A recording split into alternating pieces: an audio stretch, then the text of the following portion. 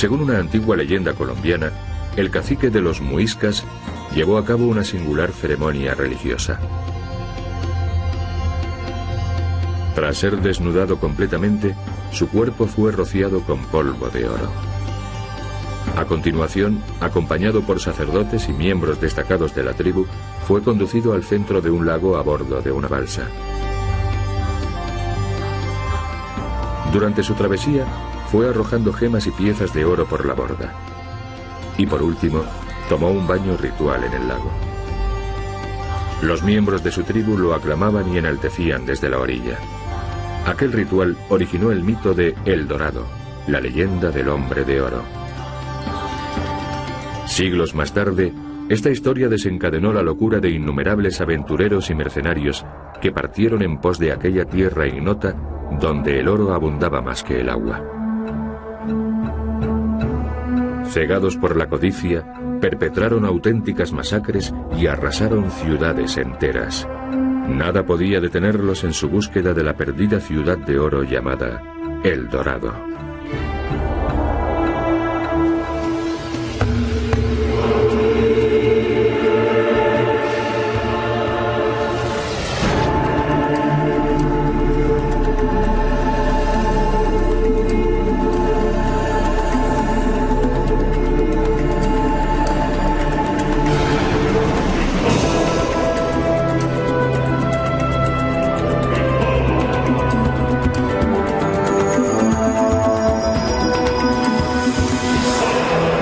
Secretos de la arqueología.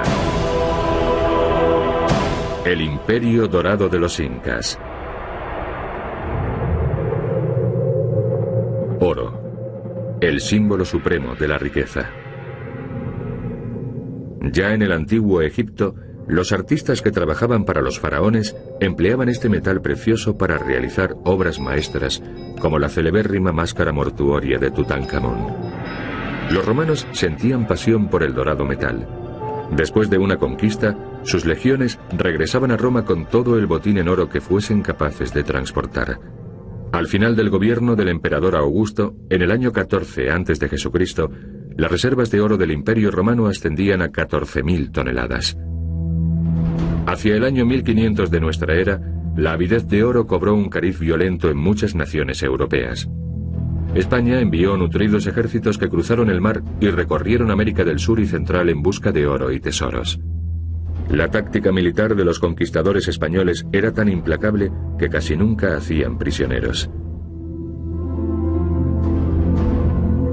En ocasiones, algún artista o escritor participaba en la expedición para dejar constancia de tan trágicos acontecimientos.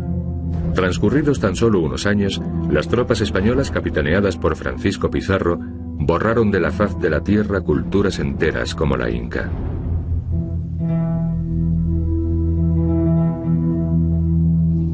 ¿Quiénes eran los incas? Sus orígenes se pierden en la noche de los tiempos. No obstante, según una teoría actual, los incas, como todos los pueblos precolombinos, eran descendientes de los asiáticos que hace unos 40.000 años emigraron a través del estrecho de Bering, aprovechando la gruesa capa de hielo que comunicaba ambos continentes. Tras ganar las regiones septentrionales del continente hace unos 24.000 años, aquellas gentes comenzaron a trasladarse hacia el sur. Gracias a una serie de utensilios líticos hallados recientemente, sabemos que los pioneros arribaron a Perú hace unos 18.000 años. En las más altas cumbres de los Andes, fundaron una poderosa y avanzadísima civilización. Cómo lo lograron sigue constituyendo un enigma. El vocablo quechua, inca, significa gobernante, caudillo. Sin embargo, originalmente debió de ser el gentilicio de una tribu que habitaba los aledaños del Titicaca, un lago enclavado entre las modernas naciones de Perú y Bolivia, que por aquel entonces se consideraba sagrado. La gran masa lacustre, que se sitúa a una altura de 3.800 metros sobre el nivel del mar, es el lago navegable de mayor altitud del globo. Posiblemente, el paisaje siga siendo tal y como lo conocieron los conquistadores. Los indios que aún pueblan estos parajes continúan navegando en balsas idénticas a las de sus ancestros. Sus embarcaciones están confeccionadas con totora, una variedad de caña silvestre que crece a orillas del Titicaca. Las balsas no son nada duraderas. Al cabo de solo 2 años, la totora se encuentra tan empapada que la embarcación se torna ingobernable y cae en desuso. Como sus antepasados, los indios siguen sirviéndose de la totora para fabricar sus viviendas, lechos y prácticamente todos sus enseres domésticos. Y por increíble que parezca, el mismísimo terreno sobre el que se asentó la población indígena se creó apilando numerosas capas de totora que con el decurso de los siglos fueron conformando islotes flotantes. Al decir de algunos arqueólogos, desde poblados como este los indios emprendieron su migración hacia el norte, donde erigieron Cuzco, la capital del Imperio Inca, hacia el año 1100 de nuestra era. 4 centurias después, el territorio inca englobaba la mayor parte de Chile y Argentina, la totalidad de Bolivia, Perú y Ecuador y parte de Colombia. Su población ascendía a 20 millones de almas. La metrópoli de aquel vasto imperio era la ciudad de Cuzco, edificada en un fértil valle volcánico del corazón de los Andes. Se la consideraba un lugar sacro, un centro de poder. Todas las arcaicas leyendas incas tienen aquí su arranque. Originalmente la urbe se proyectó con la silueta de un jaguar, un animal sagrado de la mitología inca. Su cabeza la componía una ciudadela llamada Sacsayhuamán, que albergaba hasta 5.000 guerreros. En el imperio del Inca todo pertenecía al Estado. No se usaba el dinero, pero el pueblo tenía la obligación de pagar una especie de impuesto, la mita, trabajando sin remuneración para el Estado. Merced a este trabajo, los incas lograron levantar grandiosas fortalezas como la de Sacsayhuamán. Pese a los numerosos derrumbes, la gran magnitud y la vastedad de la alcazaba aún resultan claramente perceptibles. Los ciclópeos sillares empleados en su construcción alcanzan un peso de hasta 100 toneladas. Y la primera de las 3 sucesivas murallas que protegen la ciudadela tiene un perímetro de 600 metros. ¿Cómo pudo una cultura que ni tan siquiera conocía la rueda o el carro llevar a cabo tales hazañas de ingeniería? Antes de su llegada, en estas colinas no había absolutamente nada. Tan solo eran tierras de cultivo.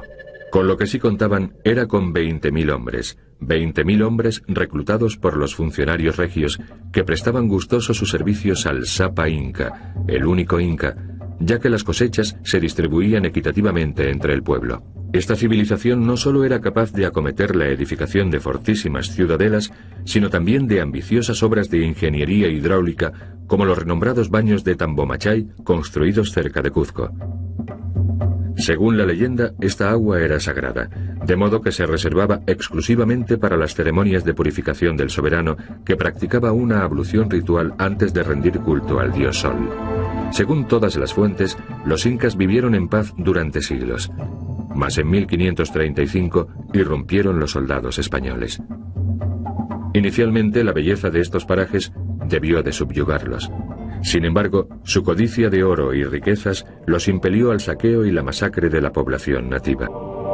Cuzco fue despojada de sus tesoros. Los templos fueron derruidos y sus piedras se utilizaron para erigir la colonia española. Se podría afirmar que Cuzco es una ciudad tan solo parcialmente colonial. La base de los actuales edificios, con sus sillares cuadrangulares típicamente pulimentados y trabados entre sí, data de los tiempos de los incas. Los españoles trataron de levantar sus edificaciones sobre el arranque de sus muros. Sin embargo, las estructuras arquitectónicas pronto se derrumbaron a causa de los reiterados seísmos. No sucedió lo mismo con los muros ciclópeos construidos por los incas, que habían sido alzados teniendo en cuenta las destructivas fuerzas de la naturaleza. La iglesia y convento de Santo Domingo son buenos ejemplos de cuanto sucedió aquí. Se levantaron sobre el antiguo Templo del Sol, Coricancha, es decir, el recinto de oro, el santuario más destacado de Cuzco. Desgraciadamente poco pervive de su antiguo esplendor, excepción sea hecha de algunos muros de contención y unas pocas terrazas. Recién construido, sin embargo, el Templo del Sol ocupaba una superficie cuadrangular de 160.000 metros cuadrados. En su recinto se encontraban la Pampa del Sol, el Llano del Sol, y el Jardín del Sol, ornado con estatuas áureas de tamaño natural que representaban flores, plantas y animales. Sus muros estaban cubiertos por 700 hojas de oro de casi 2 kilos cada una. Y en su interior se custodiaban magníficas riquezas, entre las que se contaban las momias reales, ataviadas con ropajes de vivísimos colores, adornadas con joyas y los rostros embellecidos con láminas de oro. Buena parte de esos tesoros hoy se expone en el Museo del Oro de Perú, en Lima. Aquí podemos obsequiarnos con su belleza, pero no podemos por menos de evocar la desenfrenada pasión que obligó al hombre a cometer los crímenes del asesinato y el latrocinio.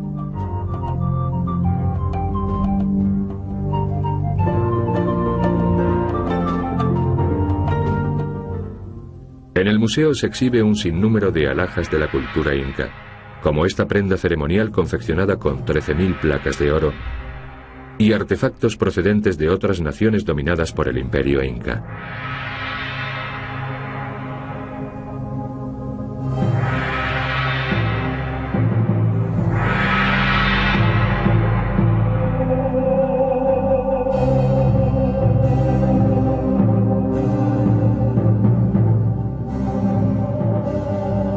Los españoles se quedaron admirados al contemplar la forma en que los incas habían erigido sus monumentos.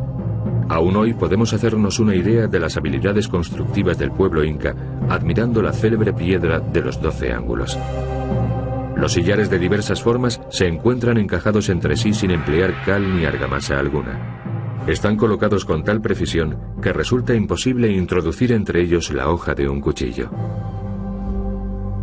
He aquí la imagen que debía de ofrecer el Templo del Sol.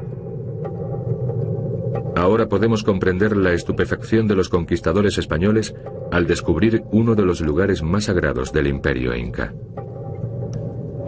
Un complejo atestado de estatuas de oro y obras de arte de las que cualquier museo se sentiría orgulloso.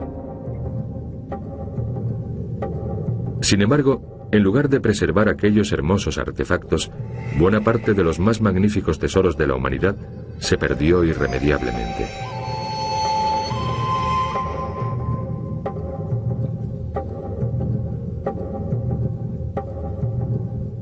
Los españoles fundieron casi todas las piezas para acuñar los pesos de oro que enviaban a España.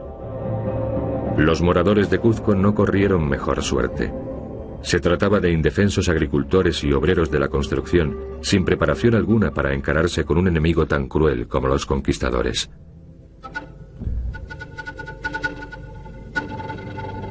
La mayor parte de la población fue masacrada, ya que los españoles torturaron y se encarnizaron con los cuzqueños para sonsacarles el lugar donde el único inca había escondido sus tesoros. Los españoles estaban convencidos de que los incas habían atesorado sus riquezas en ciudades ocultas entre las montañas andinas. Una de aquellas poblaciones permaneció olvidada durante siglos hasta que el historiador estadounidense Hiram Bingham la descubrió en 1911. Se trataba de la ciudad perdida de Machu Picchu. Su hallazgo suscitó diversas dudas. ¿Qué función tenía Machu Picchu en la época de la conquista? ¿Por qué no la encontraron los españoles? ¿Fue realmente el último reducto de los incas? Por el momento, estas preguntas carecen de respuesta.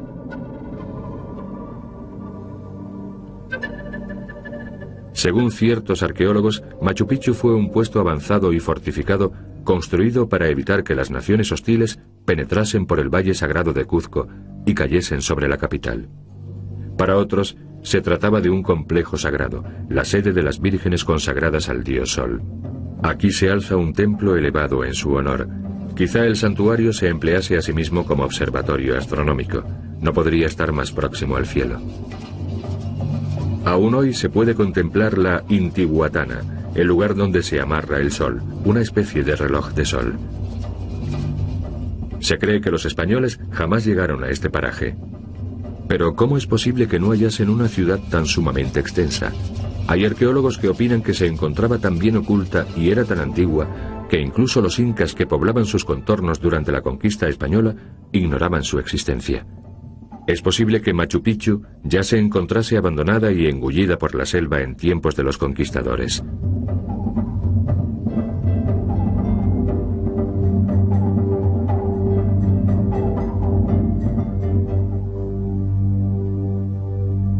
Pero algo sí es seguro. Pese a su halo de misterio, Machu Picchu no es la legendaria tierra de El Dorado. En ese caso, ¿dónde se hallaba El Dorado? El mítico Reino de Oro. La ciudad de muros forrados de oro y parques con árboles y flores de oro. La ciudad de los sueños de cualquier hombre, inconcebiblemente rica en alhajas y piedras preciosas.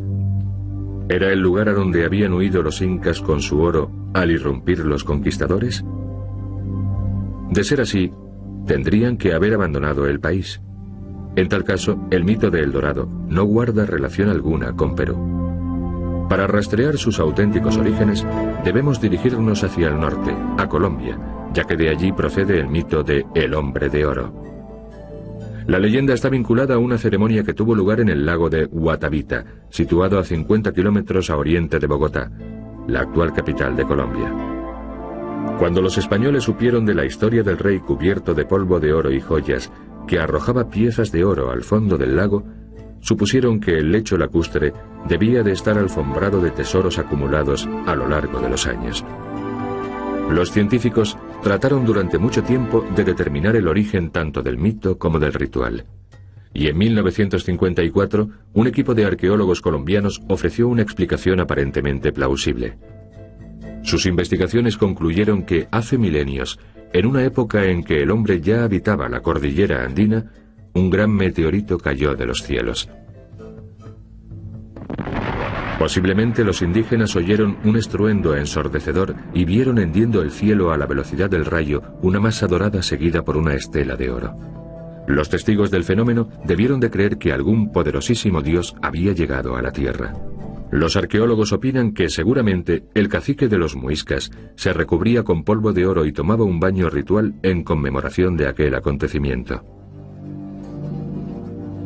Sin embargo, el germen de la ceremonia no constituía el único enigma. En primer lugar, ¿dónde obtenían los muiscas las grandes cantidades de oro que tiraban al lago?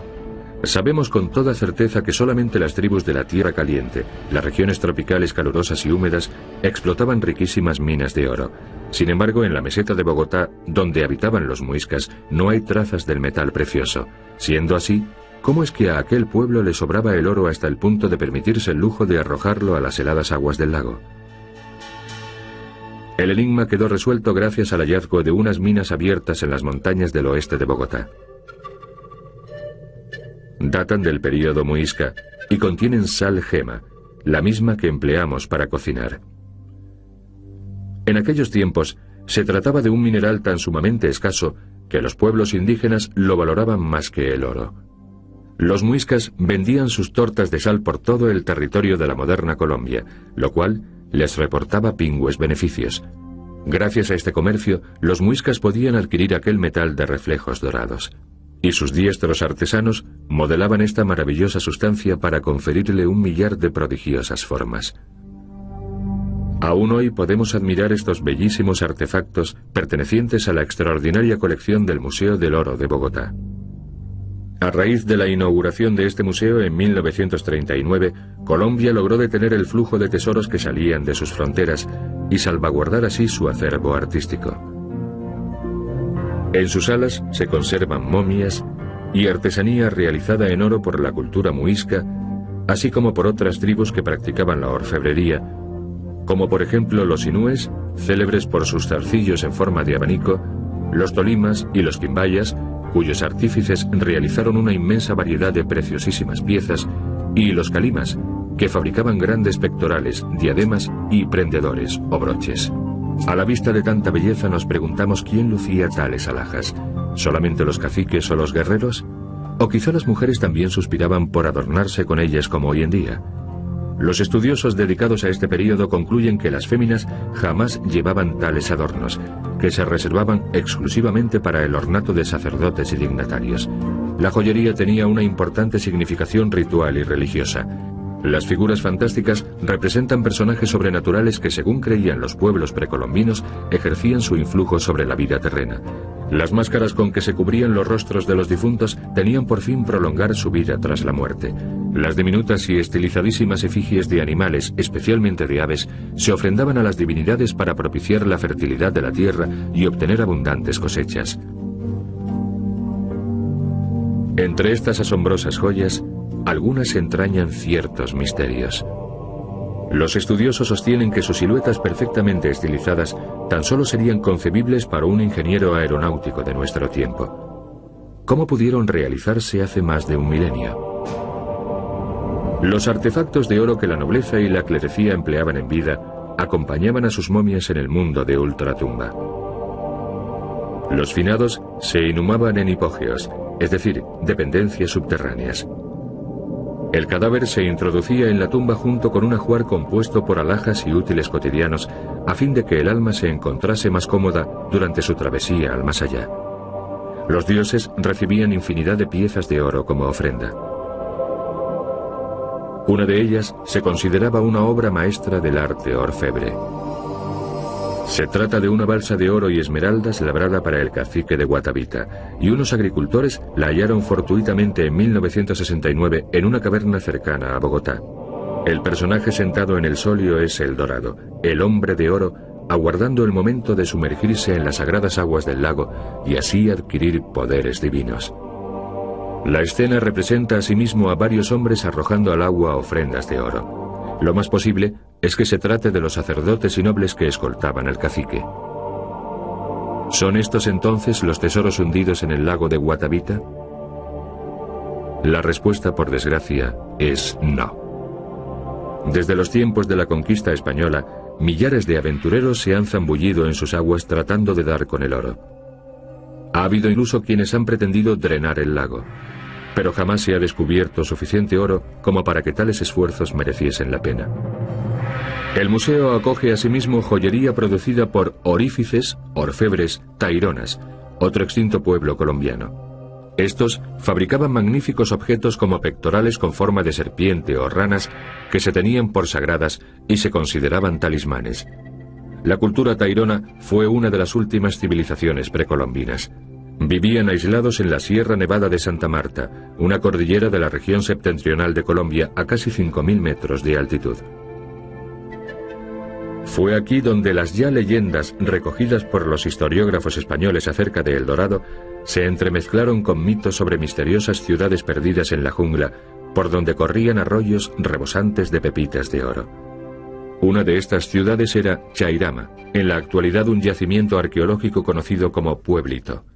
En este lugar, los indios taironas empedraron kilómetros y kilómetros de senderos para facilitar el tránsito entre las diversas aldeas. Pese a la existencia de tales caminos, los conquistadores experimentaron graves dificultades para arribar a las poblaciones ocultas entre la selva. La maraña de árboles y otras plantas selváticas los sumía en la oscuridad, de tal modo que les resultaba imposible orientarse.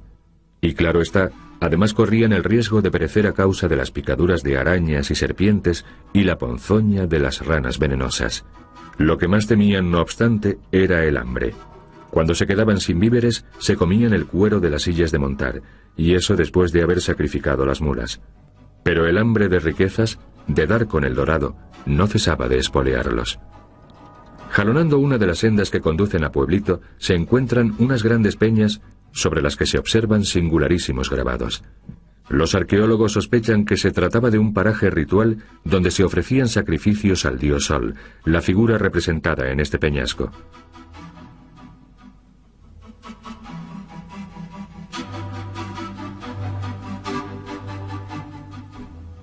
Chairama acogió en tiempos varios miles de pobladores que vivían en chozas de madera y paja construidas sobre círculos de piedras. Un sistema de atarjeas evacuaba el agua de la ciudad, previniéndose así eventuales inundaciones. Se podría pensar que este es uno de esos riachuelos desbordados de oro que protagonizan las leyendas y las pinturas indígenas.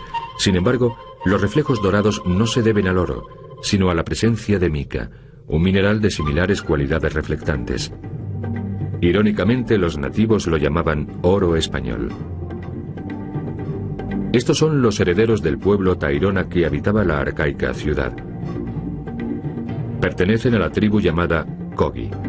Los Kogi conservan ciertas costumbres y tradiciones legadas por sus ancestros. Los taironas temían que los españoles llegasen inopinadamente y no dejasen tras de sí más que un rastro de muerte y destrucción. Para evitar verse sorprendidos, los Tairona solaron las vías de acceso a la población con losas pulimentadas sobre las que resonaban las pisadas de hombres o bestias. Después de 500 años, estas piedras siguen cumpliendo con su cometido original. Desgraciadamente, esta señal no bastó para salvar a los Tairona, de modo que acabaron corriendo idéntica suerte que las restantes culturas precolombinas, para quienes el mito de El Dorado no supuso sino inenarrables padecimientos. La búsqueda de El Dorado supuso la debacle para unas poblaciones indígenas que trataban de desarrollar su civilización. Fue una verdadera desgracia que acabasen siendo víctimas de unos hombres poseídos por una irrefrenable codicia. Aunque El Dorado jamás se encontró, la búsqueda aún no ha cesado. Los artefactos y alhajas áureas que sobrevivieron a aquellas antiguas civilizaciones impelen a los Indiana Jones de nuestro tiempo a abrirse paso a machetazos por las selvas sudamericanas en pos de la ciudad perdida de los sueños del hombre. La leyenda de El Dorado pervive.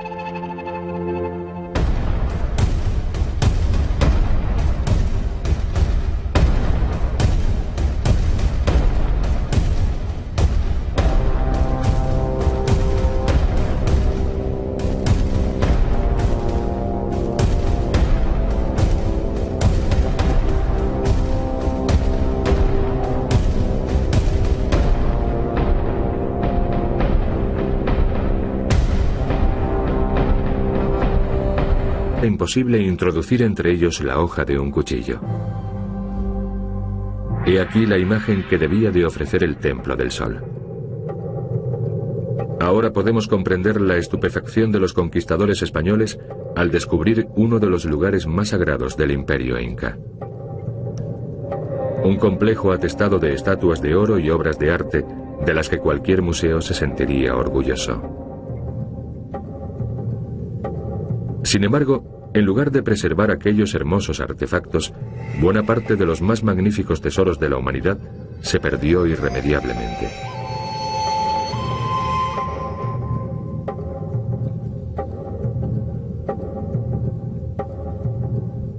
Los españoles fundieron casi todas las piezas para acuñar los pesos de oro que enviaban a España. Los moradores de Cuzco no corrieron mejor suerte. Se trataba de indefensos agricultores y obreros de la construcción, sin preparación alguna para encararse con un enemigo tan cruel como los conquistadores.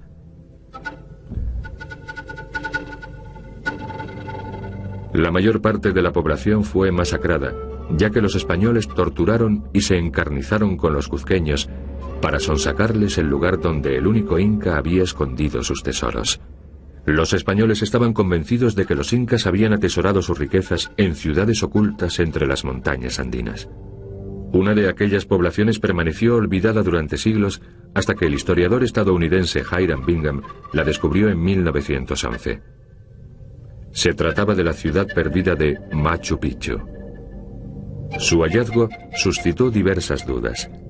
¿Qué función tenía Machu Picchu en la época de la conquista? ¿Por qué no la encontraron los españoles? ¿Fue realmente el último reducto de los incas? Por el momento, estas preguntas carecen de respuesta.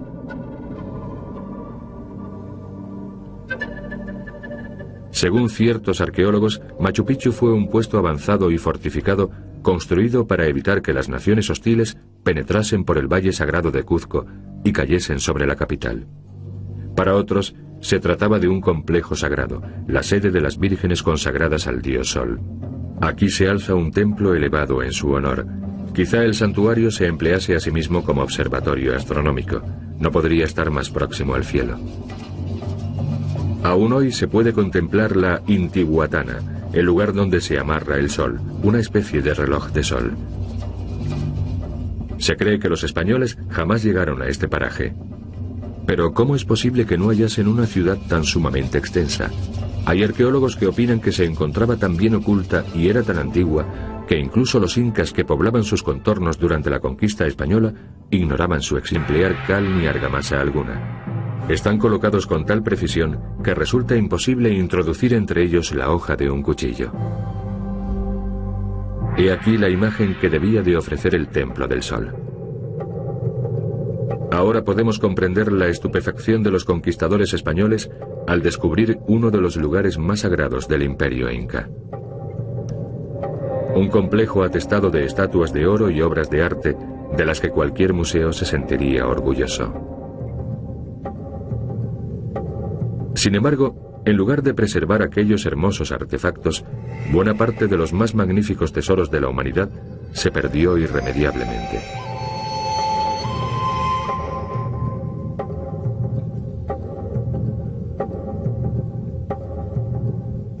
Los españoles fundieron casi todas las piezas para acuñar los pesos de oro que enviaban a España.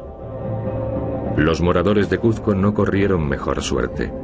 Se trataba de indefensos agricultores y obreros de la construcción, sin preparación alguna para encararse con un enemigo tan cruel como los conquistadores.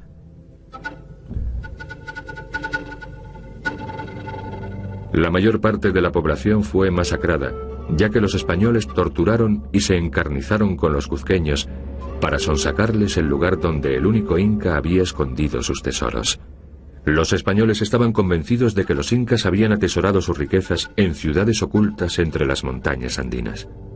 Una de aquellas poblaciones permaneció olvidada durante siglos hasta que el historiador estadounidense Hiram Bingham la descubrió en 1911. Se trataba de la ciudad perdida de Machu Picchu. Su hallazgo suscitó diversas dudas.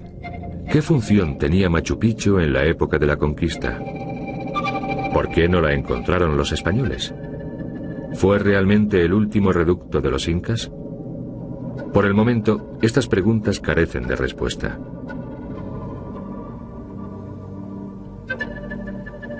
Según ciertos arqueólogos, Machu Picchu fue un puesto avanzado y fortificado construido para evitar que las naciones hostiles penetrasen por el valle sagrado de Cuzco y cayesen sobre la capital. Para otros, se trataba de un complejo sagrado, la sede de las vírgenes consagradas al dios Sol. Aquí se alza un templo elevado en su honor. Quizá el santuario se emplease a sí mismo como observatorio astronómico. No podría estar más próximo al cielo. Aún hoy se puede contemplar la Intihuatana, el lugar donde se amarra el sol, una especie de reloj de sol. Se cree que los españoles jamás llegaron a este paraje. Pero ¿cómo es posible que no hallasen una ciudad tan sumamente extensa? Hay arqueólogos que opinan que se encontraba tan bien oculta y era tan antigua en el cuero de las sillas de montar, y eso después de haber sacrificado las mulas. Pero el hambre de riquezas, de dar con el dorado, no cesaba de espolearlos. Jalonando una de las sendas que conducen a Pueblito, se encuentran unas grandes peñas sobre las que se observan singularísimos grabados. Los arqueólogos sospechan que se trataba de un paraje ritual donde se ofrecían sacrificios al dios Sol, la figura representada en este peñasco.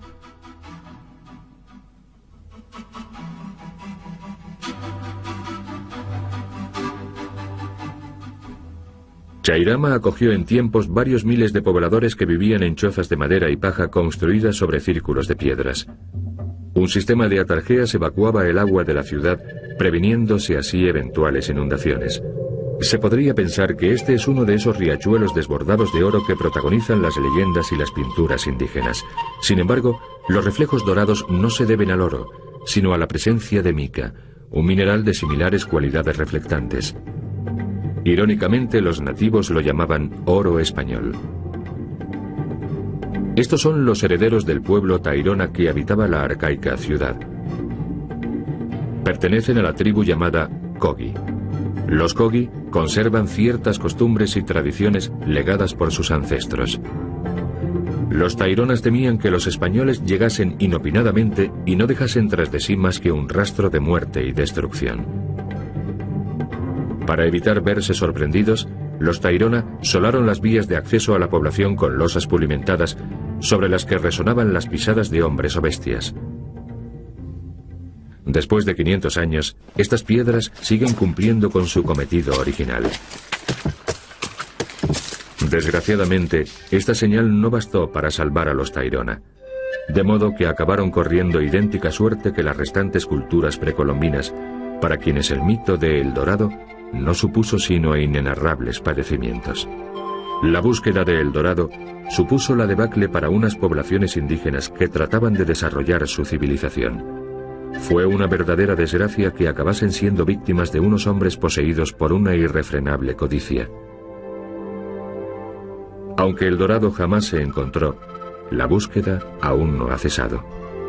Los artefactos y alhajas áureas que sobrevivieron a aquellas antiguas civilizaciones impelen a los Indiana Jones de nuestro tiempo a abrirse paso a machetazos por las selvas sudamericanas en pos de la ciudad perdida de los sueños del hombre. La leyenda de El Dorado pervive.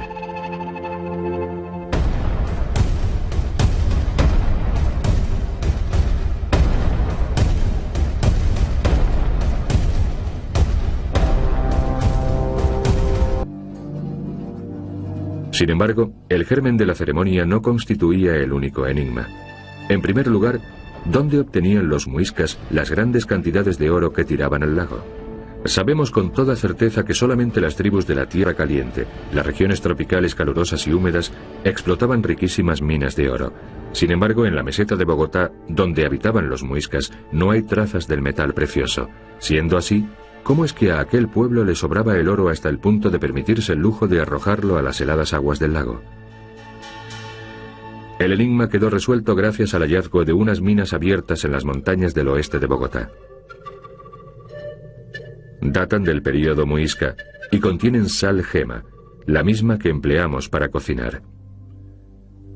En aquellos tiempos se trataba de un mineral tan sumamente escaso que los pueblos indígenas lo valoraban más que el oro. Los muiscas vendían sus tortas de sal por todo el territorio de la moderna Colombia, lo cual les reportaba pingües beneficios. Gracias a este comercio, los muiscas podían adquirir aquel metal de reflejos dorados. Y sus diestros artesanos modelaban esta maravillosa sustancia para conferirle 1 millar de prodigiosas formas. Aún hoy podemos admirar estos bellísimos artefactos pertenecientes a la extraordinaria colección del Museo del Oro de Bogotá.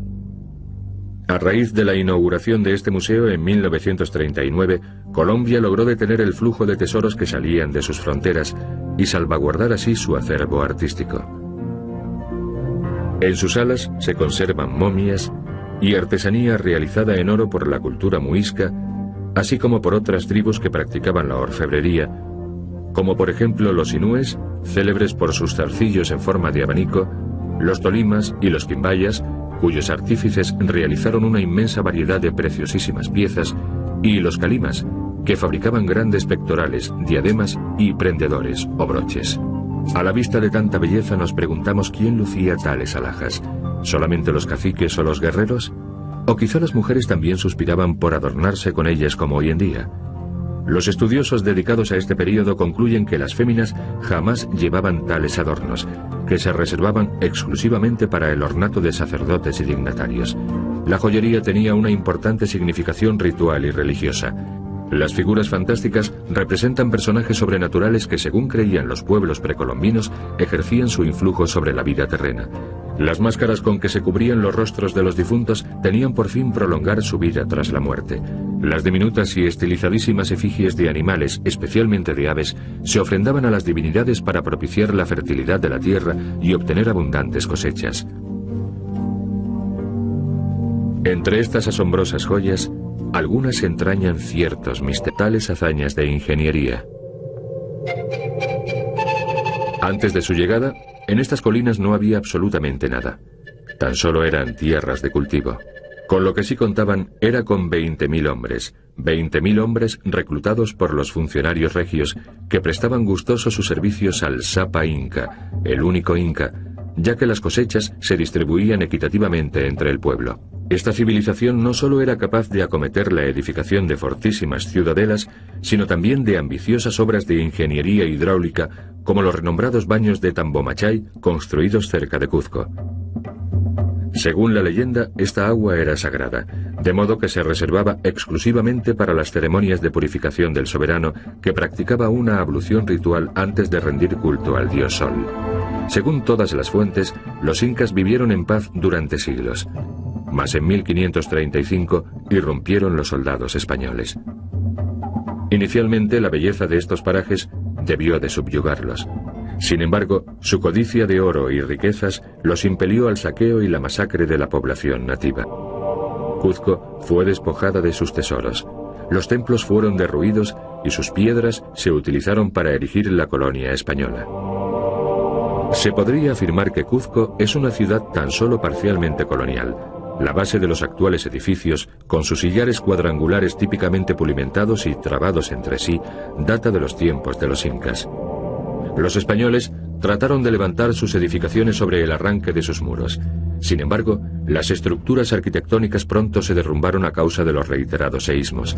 No sucedió lo mismo con los muros ciclópeos construidos por los incas, que habían sido alzados teniendo en cuenta las destructivas fuerzas de la naturaleza. La iglesia y convento de Santo Domingo son buenos ejemplos de cuanto sucedió aquí. Se levantaron sobre el antiguo Templo del Sol, Coricancha, es decir, el recinto de oro, el santuario más destacado de Cuzco. Desgraciadamente poco pervive de su antiguo esplendor, excepción sea hecha de algunos muros de contención y unas pocas terrazas. Recién construido, sin embargo, el Templo del Sol ocupaba una superficie cuadrangular de 160.000 metros cuadrados. En su recinto se encontraban la Pampa del Sol, el Llano del Sol, y el Jardín del Sol, ornado con estatuas áureas de tamaño natural que representaban flores, plantas y animales. Sus muros estaban cubiertos por 700 hojas de oro de casi 2 kilos cada una. Y en su interior se custodiaban magníficas riquezas, entre las que se contaban las momias reales, ataviadas con ropajes de vivísimos colores, adornadas con joyas y los rostros embellecidos con láminas de oro. Buena parte de esos tesoros hoy se expone en el Museo del Oro de Perú, en Lima. Mola de Sacsayhuamán. Pese a los numerosos derrumbes, la gran magnitud y la vastedad de la alcazaba aún resultan claramente perceptibles. Los ciclópeos sillares empleados en su construcción alcanzan un peso de hasta 100 toneladas. Y la primera de las 3 sucesivas murallas que protegen la ciudadela tiene un perímetro de 600 metros. ¿Cómo pudo una cultura que ni tan siquiera conocía la rueda o el carro llevar a cabo tales hazañas de ingeniería? Antes de su llegada, en estas colinas no había absolutamente nada. Tan solo eran tierras de cultivo. Con lo que sí contaban era con 20.000 hombres. 20.000 hombres reclutados por los funcionarios regios que prestaban gustosos sus servicios al Sapa Inca, el único Inca, ya que las cosechas se distribuían equitativamente entre el pueblo. Esta civilización no solo era capaz de acometer la edificación de fortísimas ciudadelas, sino también de ambiciosas obras de ingeniería hidráulica, como los renombrados baños de Tambomachay, construidos cerca de Cuzco. Según la leyenda, esta agua era sagrada, de modo que se reservaba exclusivamente para las ceremonias de purificación del soberano, que practicaba una ablución ritual antes de rendir culto al dios Sol. Según todas las fuentes, los incas vivieron en paz durante siglos. Mas en 1535 irrumpieron los soldados españoles. Inicialmente, la belleza de estos parajes debió de subyugarlos. Sin embargo, su codicia de oro y riquezas los impelió al saqueo y la masacre de la población nativa. Cuzco fue despojada de sus tesoros. Los templos fueron derruidos y sus piedras se utilizaron para erigir la colonia española.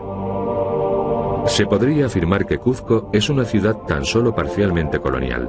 La base de los actuales edificios, con sus sillares cuadrangulares típicamente pulimentados y trabados entre sí, data de los tiempos de los incas.